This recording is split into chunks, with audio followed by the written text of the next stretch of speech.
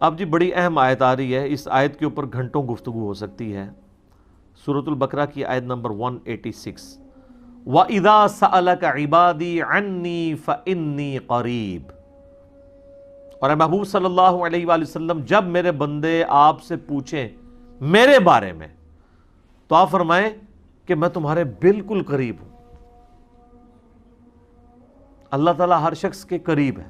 نحن اقرب الیہ من حبل الورید، اللہ تمہاری رگے جان سے بھی زیادہ تمہارے قریب ہے۔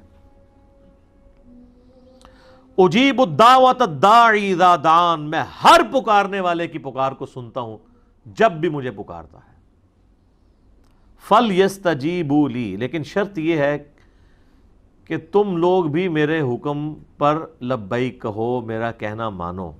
وَلْيُؤْمِنُوا بِي لَعَلَّهُمْ يَرْشُدُونَ، اور ایمان لاؤ تم لوگ بھی جس طرح کے ایمان لانے کا حق ہے تاکہ تم ہدایت پا سکو۔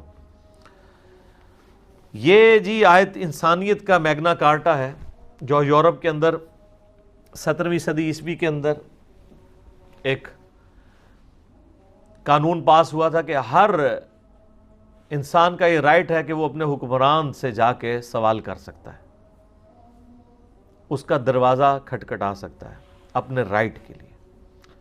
یہ آیت پوری انسانیت کے لیے میگنا کارٹا ہے کہ ہر شخص اللہ تعالیٰ کو پکار سکتا ہے، بیچ میں کسی کو کوئی ڈالنے کی ضرورت نہیں ہے۔ اب اس سے زیادہ اور کن الفاظ میں سمجھایا جائے کہ جب میرے بندے آپ سے میرے بارے میں پوچھے تو آپ فرمائیں میں تمہارے بالکل قریب ہوں، ہر پکارنے والے کی پکار کو سنتا ہوں۔ اب یہاں تو یہ ہونا چاہیے تھا کہ میں تم سے بہت دور ہوں، ایک سیڑھی لگاؤ میرے تک پہنچو، وچ کوئی پاؤش ہے، کہنا نا وچ کوئی کہنا چھت تک پہنچنے کے لیے سیڑھی چاہیے ہوتی ہے، تو آپ سیڑھی کے بغیر چھت تک نہیں پہنچ سکتے۔ اس طرح کی مثالیں اللہ کے بارے میں بیان کرنا یہ تو حرام ہے، بعض اوقات کفر ہو جاتا ہے۔ قرآن میں آپ دیکھیں جگہ جگہ جہاں پر کافروں پر رد کیا گیا تو بار بار یہ کہا گیا ہے کہ اللہ کے بارے میں ایسی بات نہ کرو جو علم کے اوپر مبنی نہیں ہے۔ تم بغیر علم کے اللہ کے بارے میں یہ بات کر رہے ہو۔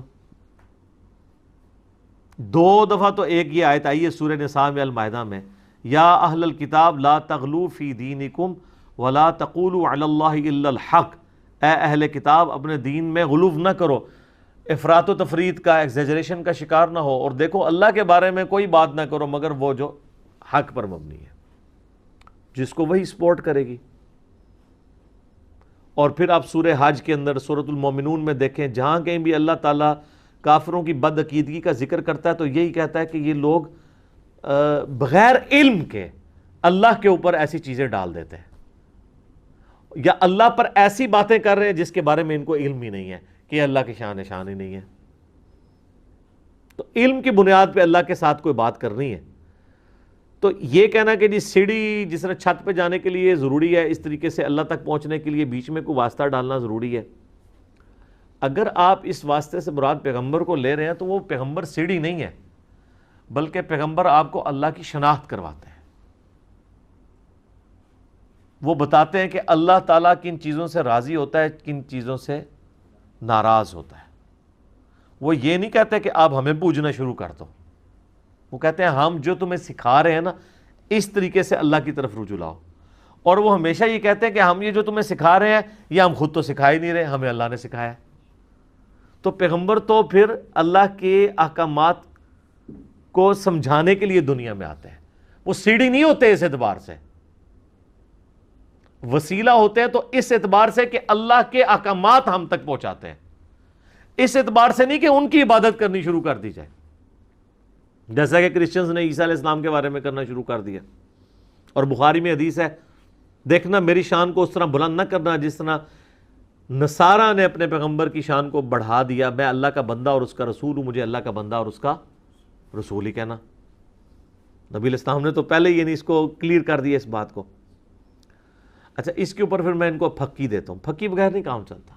جو کہنا جی چھت تک جانے کے لیے سیڑھی چاہیے، دیکھیں جی اس کے بغیر چھت تک نہیں پہنچ سکتے، تو پہلے تو ان کو لاجیکل یہ بات کریں کہ اللہ تعالیٰ تو چھت پہ ہے نہیں، وہ تو کہتا ہے میں تمہارے اشارت سے بھی زیادہ تمہارے قریب ہوں، تو اس کے لیے تو کہیں جانا ہی نہیں پڑتا، وہ تو کہہ رہا ہے میں تمہارے بالکل قریب ہوں، تو چھت بیچ میں کہاں ڈال دیا، یہ چھت تو بہت دور ہے، یہ تو لاجیکل بات ہے۔ پھر بھی نہ سمجھ آئے تو ان کو کہیں کہ دیکھیں اگر آپ نے دنیاوی مثالیں دینی ہے تو مجھے یہ بتائیں، اگر کسی جج کی عدالت میں 100 جھوٹے گواہ پیش ہو جائیں، پرہیزگار قسم کے داڑھیوں پکڑی والے، اور کسی شخص کے اوپر جھوٹی گواہی دے دیں کہ یہ قاتل ہے، تو جج کو تو نہیں پتا کہ یہ جھوٹے ہیں، کیونکہ جج نے تو شواہد کی بنیاد پہ فیصلہ کرنا ہے، اس کو اللہ کی طرف سے حکم بھی یہی ہے کہ فتویٰ ظاہر پہ لگنا ہے، تو یقیناً جج اس کو پھانسی دے دے گا۔ مجھے آپ یہ بتائیے کہ اگر اللہ تعالیٰ جو قیامت کے دن کا جج ہے، اس کے سامنے زمین و آسمان کی ساری مخلوقات مل کے، سارے فرشتے مل کے، سارے پیغمبر مل کے، یہ for the sake of argument میں کہہ رہا ہوں، نعوذ باللہ ایسا نہیں کہ ایسا ہوگا، جھوٹی گواہی دے دیں کہ یا اللہ یہ تو بہت بڑا مجرم تھا دنیا میں، اس نے نیکی کی کوئی ایک رتی بھی نہیں کی ہے، اور وہ ایسا نہ ہو، تو مجھے بتائیں کیا اللہ تعالیٰ ان ساری مخلوقات کی گواہی اس شخص کے خلاف قبول کر لے گا؟ تو اس کا مطلب اللہ کے لیے تو مثال ہی نہیں بیان ہو سکتی، کتنی بڑی پکی ہے۔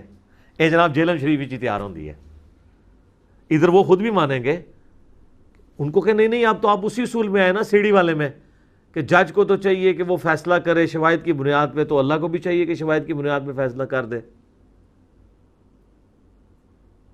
کہیں گے نہیں اللہ کے لیے تو ایسی مثال بیان ہی نہیں کی جا سکتی۔ تو سر یہ جو آپ وسیلے اور بیچ میں سیڑھیاں اور پتہ نہیں کیا کچھ بنا رہے ہیں، تو یہ مثال آپ کیسے بیان کر سکتے ہیں اللہ کے لیے؟ اور یہ آیت تو کتنی واضح ہے کہ میرے بندے جب تم سے میرے بارے میں پوچھیں۔ ڈاکٹر سراج صاحب رحمہ اللہ نے ایک بہت بڑا ٹروتھ ریویل کیا ہے اس آیت کے حوالے سے۔ وہ کہتے ہیں کہ رمضان کے مہینے کے اوپر ڈسکشن ہو رہی ہے مسلسل 6 آیات، اور اچانک سینٹر میں یہ آیت آ گئی ہے، تو یقیناً اس کا تعلق رمضان کے ساتھ ہے، کیونکہ اس سے پہلے بھی رمضان ڈسکس ہو رہا ہے، اس کے بعد بھی رمضان، اور کوئی تان ٹوٹی بھی نہیں ہے۔ آپ دیکھیں پھر ساتھ ابھی فقہی مسائل یہ ڈسکس ہوئے ہیں نا، کہ روزے چھوڑ سکتے ہو بیماری میں بھی اور اس طرح بھی، پھر تکبیر بلند کرو، پھر دوبارہ سے آپ فقہی احکام و مسائل شروع ہو جائیں گے ان کے رمضان کے روزوں کے۔ وہ کہتے ہیں کہ جی یہ سینٹر میں، اور یہ ایگزیکٹ سینٹر میں ہے آیت۔ وہ کہتے ہیں اس کا مقصد یہ ہے کہ رمضان وہ مہینہ ہے جس میں آپ قرآن کے ذریعے اللہ تک پہنچ سکتے ہیں، کیونکہ قرآن ہی تو تذکیر کرتا ہے انسان کی۔ اگر اس کا ترجمہ آتا ہو، یا ترجمہ نہ آتا ہو تو کم از کم آپ ایئر فلائٹ موڈ میں کر کے موبائل یا مصحف ہاتھ میں لے کے تراویح میں کھڑے ہو جائیں، اور آپ کو پتہ ہو ترجمے والا قرآن ہو کہ کیا قاری صاحب تلاوت کر رہے ہیں، تو پھر تو آپ پہ اثر ہوگا۔ صحابہ کرام کو تو یہ کوئی پریشانی نہیں تھی، تو ان کی اپنی زبان تھی۔ تو جب کوئی شخص رمضان میں عبادت کرتا ہے، پورا دن بھوکا پیاسا رہتا ہے، اور رات کو کھڑا ہو جاتا ہے قرآن سننے کے لیے، کتنی تکلیف اٹھاتا ہے۔ دن کو اپنی بھوک اور پیاس کو برداشت کرنا، پیٹ کی قربانی دینا، اور رات کو نیند کی قربانی دینا، دونوں قربانیاں ہوگی نا۔ تو انسان کے دماغ میں ایک بات تو آتی ہے نا کہ میں جس کے لیے قربانیاں کر رہا ہوں، کیا اس کو بھی پتہ ہے کہ میں اس کے لیے کیا کچھ کر رہا ہوں؟ جب انسان کو یہ پتہ ہونا کہ میں جس کے لیے کر رہا ہوں وہ مجھے دیکھ رہا ہے، پھر تکلیف جھیلنی آسان ہو جاتی ہے۔ یہ ایک نیچرل چیز ہے۔ آپ اپنے دنیاوی کسی دوست کے لیے کوئی تکلیف اٹھا رہے ہو نا، اور آپ کو یہ پتہ چل جائے کہ میرے اس دوست کو پتہ چل گیا کہ میں اس کے لیے اس مصیبت سے گزرا ہوں، تو آپ کے لیے وہ تکلیف جھیلنی آسان ہو جاتی ہے۔ کیوں؟ انسان کو اندر سے خوشی ہوتی ہے۔ صحابہ کرام بھی نبی علیہ السلام سے سوال کرتے تھے، دیکھیں نا اس میں وَإِذَا سَأَلَكَ عِبَادِي، اے نبی میرے بندے آپ سے پوچھتے ہیں میرے بارے میں۔ کیوں پوچھتے ہیں؟ کہ دیکھو جی بھوک پیاس نیند قربان کر رہے ہیں، اللہ خوش ہے نا ہم سے، اللہ کو تو پتہ ہے نا ہم اس کے لیے کیا کر رہے ہیں۔ تو یہ پوچھتے اسی لیے ہیں کہ جب وہ تکلیف کاٹتے ہیں نا جناب، جب آپ کو تکلیفیں کاٹنی پڑ رہی ہو نا، پھر بندہ پوچھتا ہے یار میں ابھی تو نہیں لگ گیا کدھرے، کوئی نکلے ہی نہ رزلٹ۔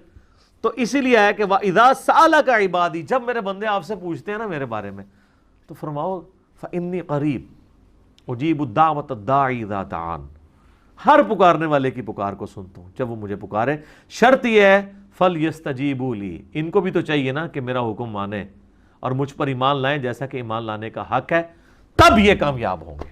لَعَلَّهُمْ يَرْشُدُونَ۔ اللہم اجعلنا منہم، اللہ تعالیٰ بھی ہمیں ان کامیاب لوگوں میں داخل فرمائے۔ اللہم من احییتہ منا فاحیہ علی الاسلام ومن توفیتہ منا فتوفہ علی الایمان، آمین۔